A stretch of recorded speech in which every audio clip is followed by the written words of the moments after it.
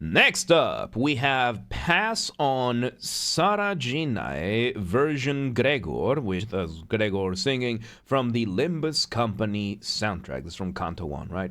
Once again, everybody, this is a Basterd's LFA, a Layman-Friendly analysis. I'm a professionally trained musician, a composer, and my objective here is to explain things in a way so that you don't have to be one to understand what is happening here musically.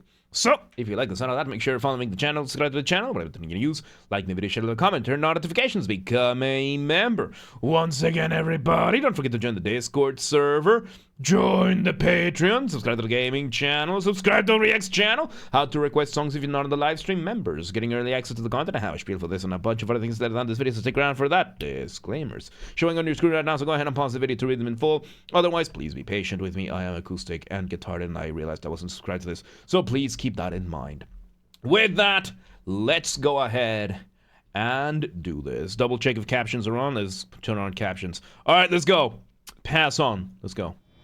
Hey, what do I want captions for? Oh. All right, that's the project logo.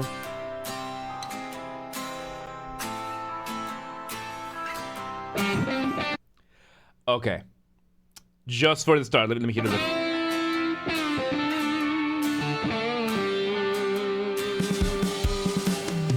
Okay, so we start with an introduction. This one we have already played through Canto 1. For those of you who don't know, yes, we have been playing through Limbus Company on the gaming channel.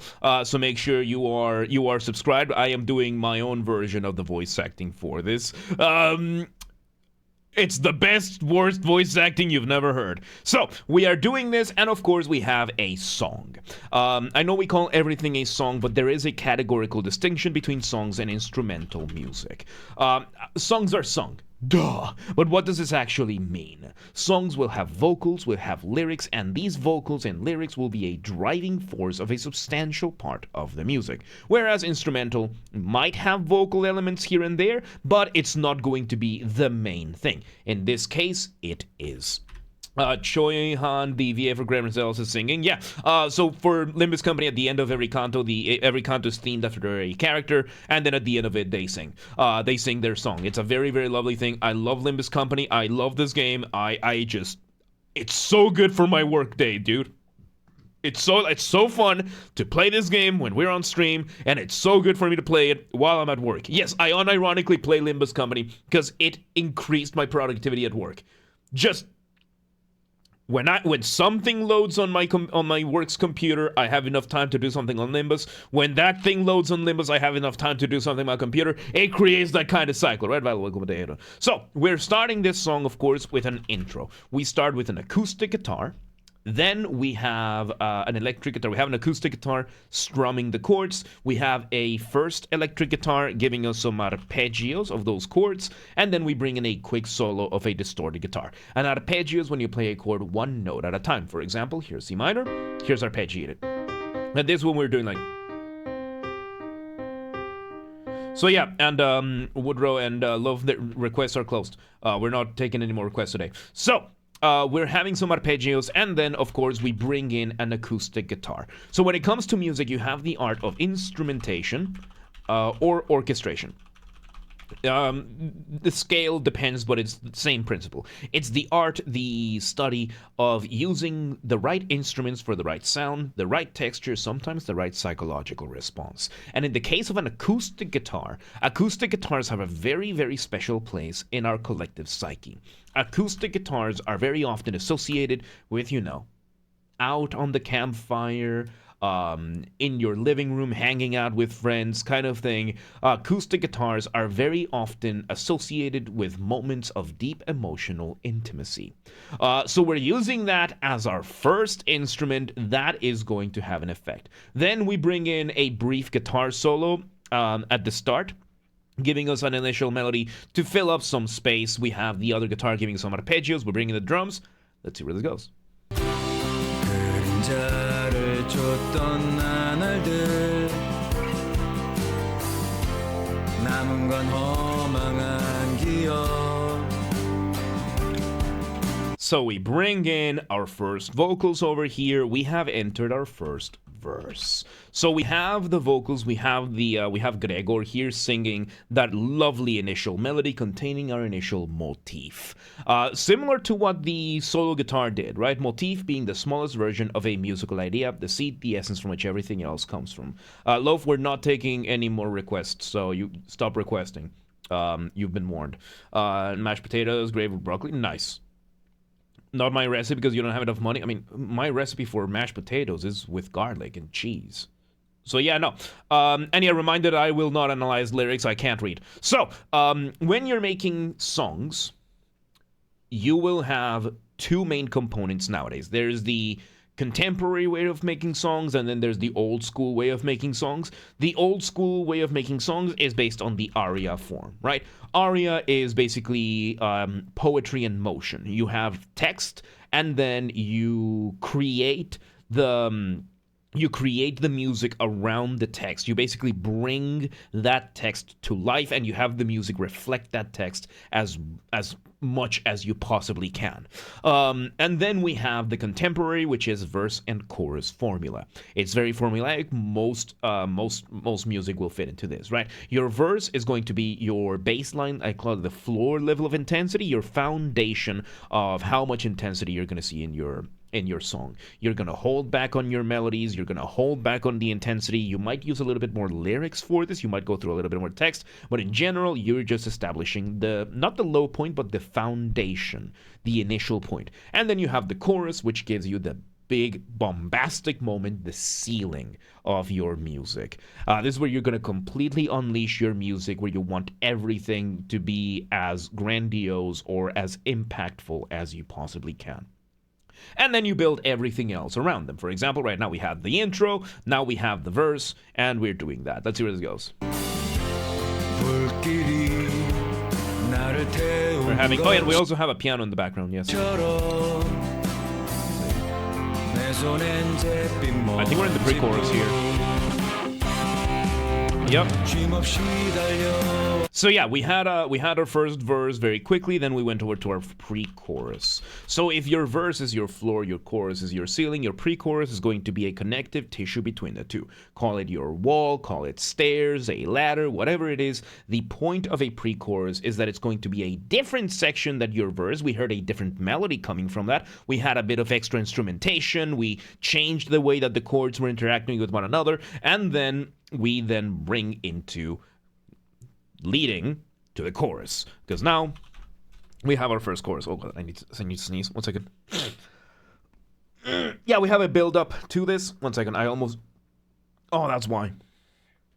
That's why sometimes the back of my shirt rolls up and it leaves just enough skin exposed, and that causes me to almost sneeze. So we bring in the initial our first chorus to this. Let me go back a couple of seconds so that we can hear that again.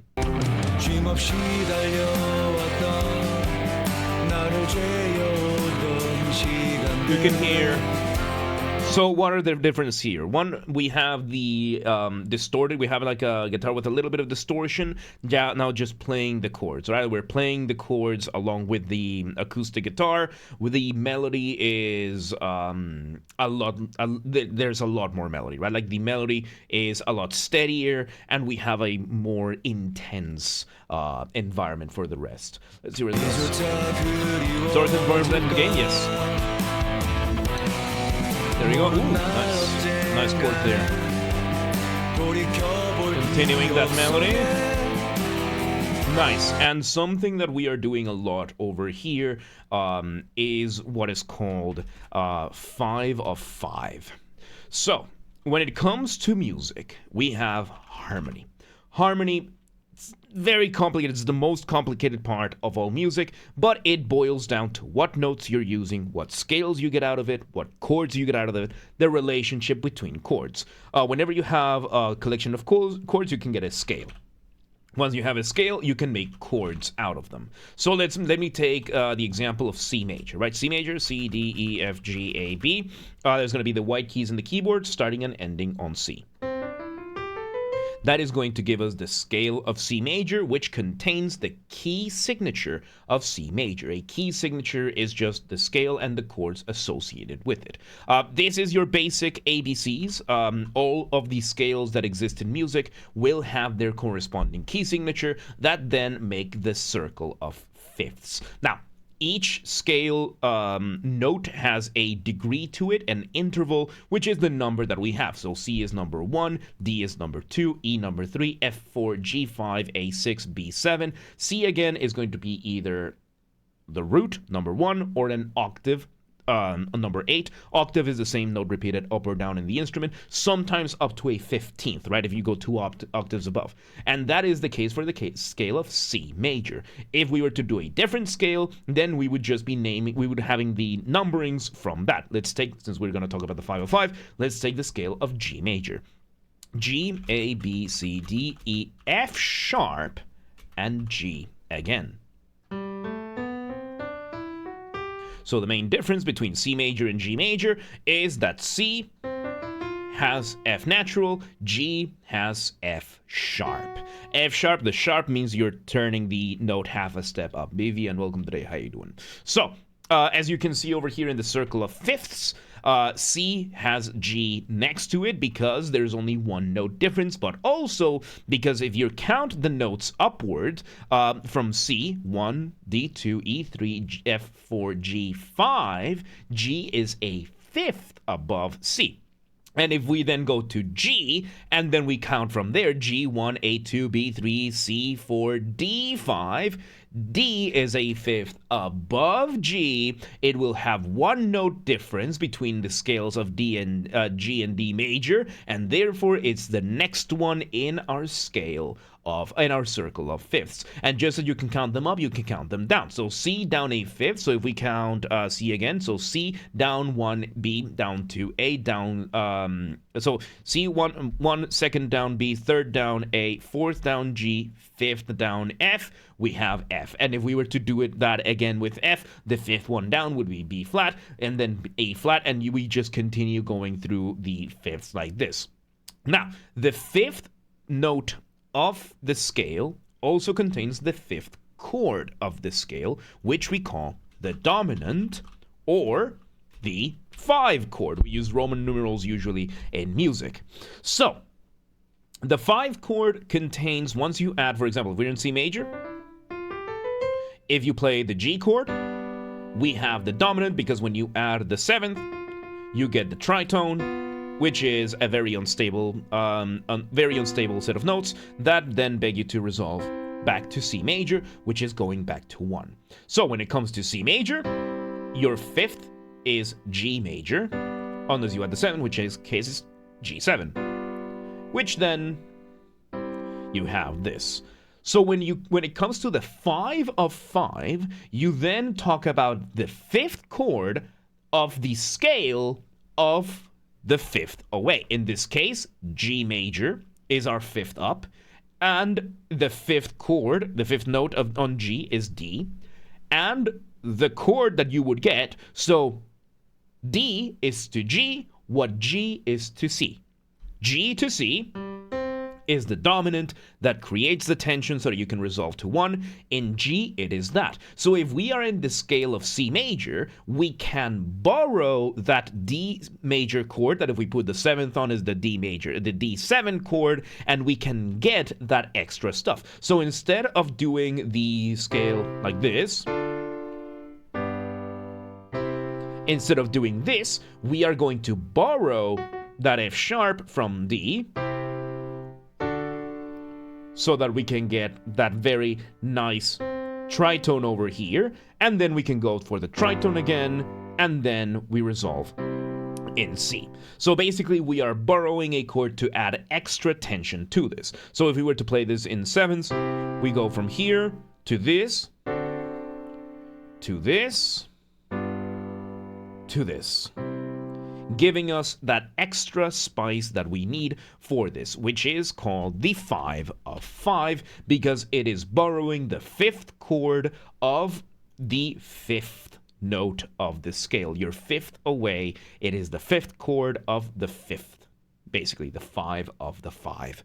So we're using that a lot to add extra spice to this song over here in between chords. Not just the 5 of 5, we are using that also to move around and give a little bit of extra tension, right? Like this happens at a very tense moment, so we are having that extra tension added through this, and of course as a result it ends up moving the notes around it, so moving the chords around a lot, which also results in this like kind of uncertainty of where we really are, because music is usually tonal, meaning that you want to have a tonal center, you want to have some sort of home base. But if you're constantly using the 5 of 5 and you're constantly modulating, that takes that away from you, and you get this sense of instability out of that. There is no home base, there's nowhere to go back to. So we're using that over here in a very, very beautiful way. Not so much in the verse, a lot in the chorus,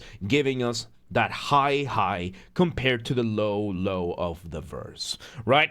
So we are using that over here, adding some beautiful extra hidden flair to this, adding a little bit of a subtext, so to speak, to this kind of stuff. Very beautiful. Limbus Company music is just really good in general, so I really love it. I'm trying to come up with a segue, but I failed. So, Patreon. If you want to support this channel more than you already are, consider joining the Patreon today. Even if you're not pledging any funds, do join the free tier at least, because this is where the non-gaming LFAs are going. What are those? Anime, film, TV, label music, the kind of stuff that we usually don't do on the main channel on YouTube. Why? What we do on YouTube is inherently fair use. That does not stop bad actors such as record labels, film studios, individual independent rats, scammers out there from abusing the copyright system on YouTube. So, in order to just not deal with that for these LFAs, we're putting them here exclusively on Patreon.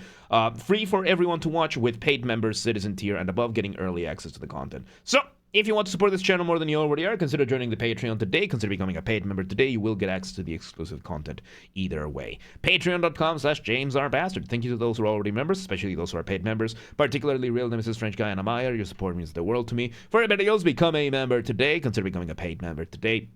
Patreon.com/JamesRBasterd. Linked in the description down below. Patreon.com/JamesRBasterd. Become a member today. All right, back we go. Let's just see where this goes.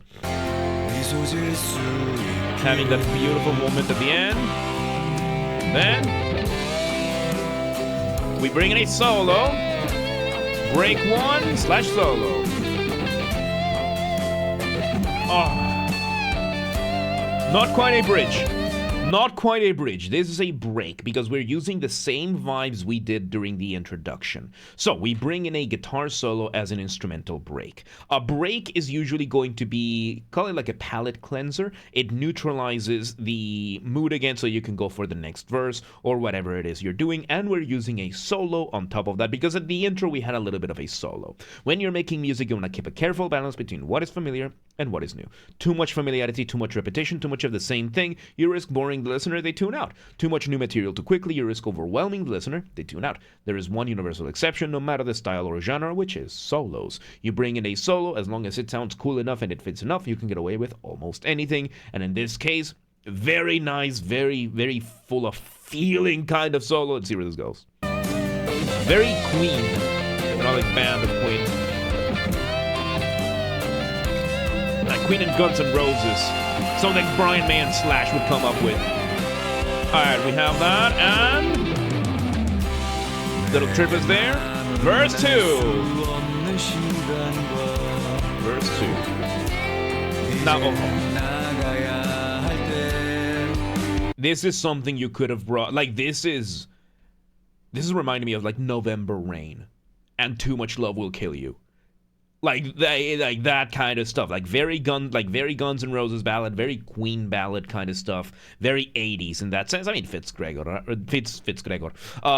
So we're having this, and now we're adding a little bit of solo to this. You can hear how the verse, structurally it's the same, but everything is a little bit more intense. We're adding more instruments. We're having the solo here in between singing that we didn't have the previous time. We're taking advantage of the same section to do it slightly different. Let's see where this goes. Pre-chorus. Pre-chorus 2. You can hear those extra chords.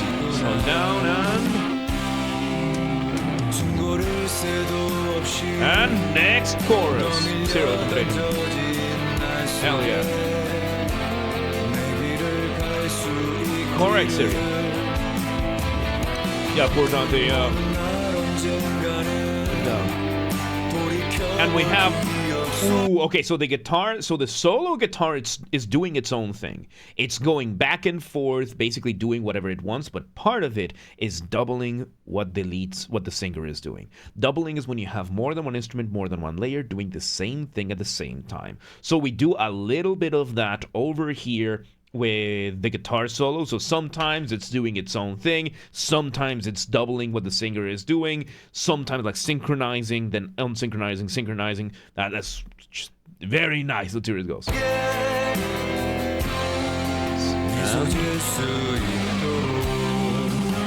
There we go, and then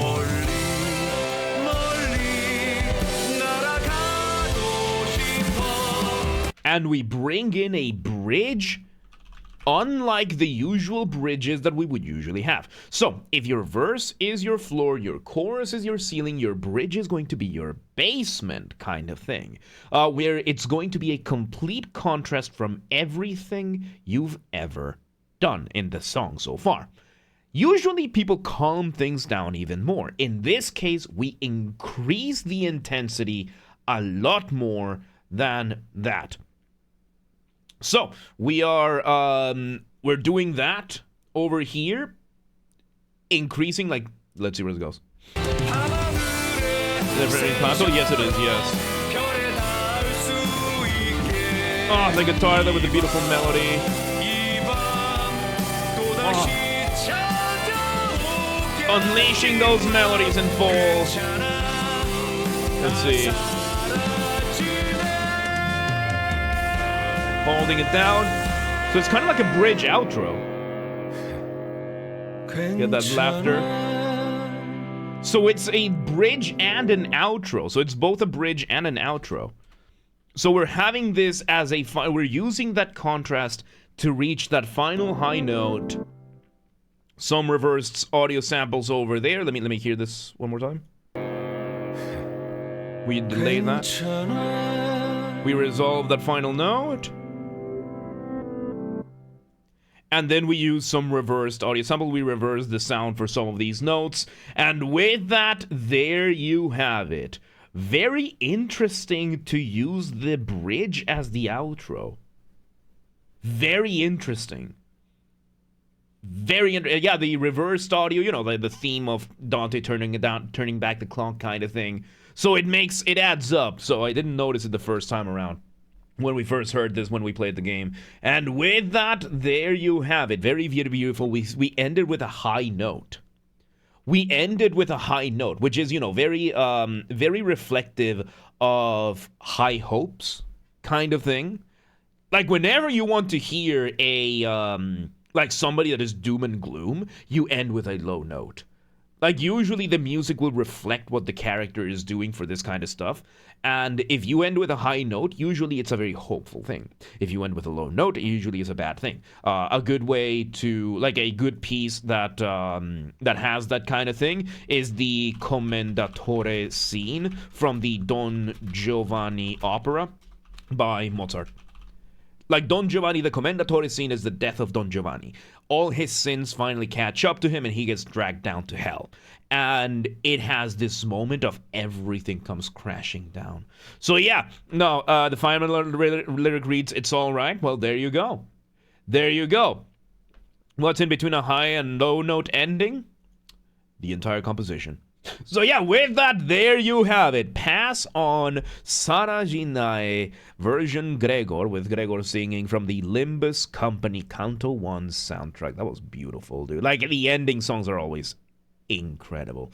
There you go. Once again, everybody, this has been a Basterd's LFA, a layman-friendly analysis. I'm a professionally trained musician, a composer, and my objective here has been to explain things in a way so that you don't have to be one to understand what's happened here, musically. It doesn't have to be the home note. No. It doesn't have to be. It depends on the composition, yeah.